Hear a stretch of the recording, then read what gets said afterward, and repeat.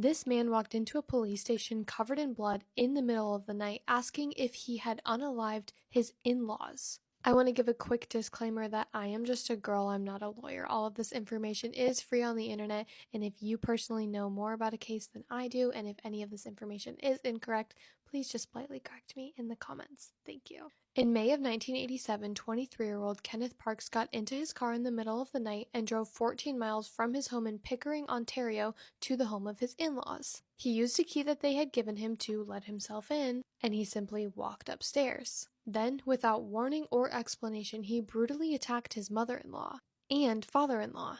His mother-in-law, Barbara Ann Woods, was beaten and while his father-in-law, Dennis Woods, suffered severe injuries but survived. And the most chilling part is that Kenneth had no memory of it. After the attack, Kenneth didn't run. He simply drove straight to the police station, covered in blood, and told officers, quote, "I think I've killed some people," end quote. There was no clear motive, no history of violence or anger, and he had a loving relationship with his in-laws. But Kenneth had been struggling silently. He was dealing with some extreme stress due to a recent job loss, and he had a gambling addiction that had just spiraled out of control. His defense team argued something almost unthinkable, that he did it in his sleep.